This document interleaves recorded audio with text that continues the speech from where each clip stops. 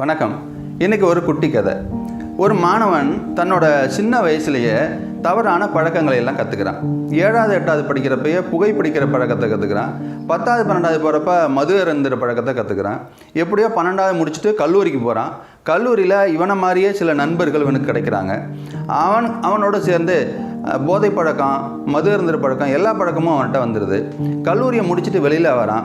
கல்லூரியிலேருந்து வெளியில் வந்த அவனுக்கு அந்த போதை பழக்கத்துலேருந்து வெளியில் வர முடியலை.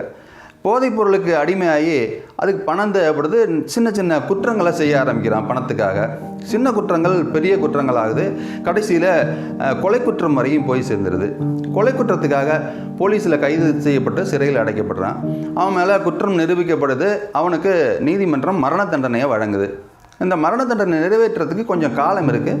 அந்த நேரத்தில் அவன்கிட்ட அந்த ஜெயிலில் இருக்கிற நேரத்தில் அவன் தன்னுடைய வாழ்க்கையை நினச்சி பார்க்குறான். அப்போ தான் அவனுக்கு பயம்னா என்னன்னே தெரியுது. இன்னும் கொஞ்சம் நாளில் சாக போகிறோம், அந்த சாவு எப்படி வரப்போகுதுன்னு தெரியலை, எப்போ வரப்போகுதுன்னு தெரியலைன்னு ஒவ்வொரு நாளும் அந்த பயத்தோடையே கழிச்சிக்கிட்டு இருக்கான். அந்த நேரத்தில் அந்த சிறை அதிகாரிகள் அவனை போய் பார்த்து, உனக்கு தண்டனை நிறைவேற்ற காலம் நெருங்கிட்டு உன்னோட கடைசி ஆசை என்னன்னு சொல்லு அப்படின்னு கேட்குறாங்க. கடைசி ஆசை என்னோடய அப்பா அம்மாவை பார்க்கணும் அப்படின்னு சொல்கிறான் அந்த பையன். அப்பா அம்மா அங்கே வரவழைக்கப்படுறாங்க. இந்த அப்பா அம்மா அந்த பையனை பார்த்தோன்னே கதறி அழுகுறாங்க. அதுலேயும் அந்த அம்மா பலவாறு புலம்புறாங்க. என் பையன் இப்படியெல்லாம் பண்ணியிருக்க மாட்டான், அவன் மேலே அபாண்டமாக பழி சுமத்தி கொண்டாந்து இப்படி மரண தண்டனைக்கு ஆளாக்கிட்டாங்களே அப்படின்னு சொல்லி புலம்புறாங்க. உடனே அதை கேட்ட உடனே அது வரையும் அமைதியாக இருந்த அந்த பையன் பயங்கரமாக அந்த அப்பா அம்மாட்ட கோவப்படுறான். நிறுத்துங்க, நீங்கள் இப்படி பண்ணினதுனால தான் நான் இந்த நிலைமைக்கு ஆளானேன். நான் சின்ன வயசுலேருந்து என்னை கண்டித்து வளர்த்துருந்தீங்கன்னா நான் இப்படி ஆயிருக்க மாட்டேன். நான் செஞ்ச தவறுகளுக்கெல்லாம் நீங்களும் உடந்தையாக இருந்ததுனால தான் நீங்கள் இப்படி கெடுத்ததுனால தான் நான் இப்படி ஆயிட்டேன் அப்படின்னு சொல்கிறான். உங்களுக்கு ஒன்று ஞாபகம் இருக்கா? நான் 4வது படிச்சுக்கிட்டு இருந்தப்போ பையனோட பொருள்களை அவங்களுக்கு தெரியாமல் எடுத்துட்டேன். அப்போ அந்த ஆசிரியர் என்ன கண்டிச்சார். நான் அது வீட்டில் சொன்னப்போ நீங்கள் என்ன ஏதுன்னு கேட்காம அந்த ஆசிரியரை அடிக்க போனீங்க. அதுலேருந்து பயந்து அந்த ஆசிரியர் என்னை எதுவுமே கேட்குறதில்ல. அந்த ஆசிரியர் மட்டும் இல்லை, எந்த ஆசிரியரும் என்னை கேட்குறதே இல்லை. நானும் என் விருப்பத்துக்கு தவறான செயல்களை ஈடுபட்டுக்கிட்டே இருந்தேன். இது எல்லாத்துக்கும் நீங்கள் சப்போர்ட் பண்ணதுனால தான் நான் எனக்கு கேட்குறதுக்கு ஆள் இல்லை, எனக்கு சப்போர்ட் பண்ணுறதுக்கு ஒரு ஆள் இருக்குது அப்படிங்கிற தைரியத்தில் நான் தவறுகளே தொடர்ந்து செஞ்சுக்கிட்டு இருந்தேன். கடைசியில் இந்த நிலைமைக்கு ஆளாயிட்டேன்.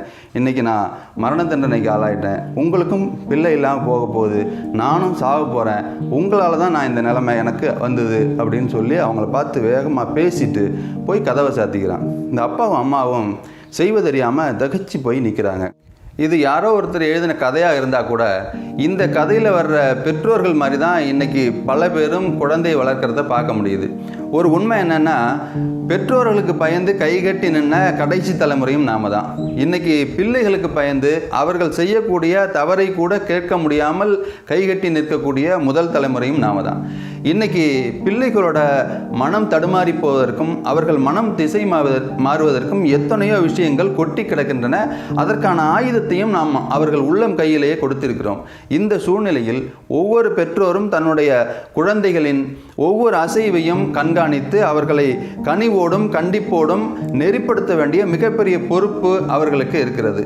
பிள்ளைகளின் மனமும் உடலும் காயப்படாமல் கண்டிக்கக்கூடிய வித்தையை ஒவ்வொரு பெற்றோரும் அறிந்திருக்க வேண்டும். சிறு வயதில் பெற்றோர்களாலும் ஆசிரியர்களாலும் கண்டித்து வளர்க்கப்படும் குழந்தைகள் பின்னாளில் இந்த சமுதாயத்தில் தண்டிக்கப்படாத மனிதர்களாக இருப்பார்கள் என்ற உண்மையை அறிந்து கொள்வோம். நன்றி, வணக்கம்.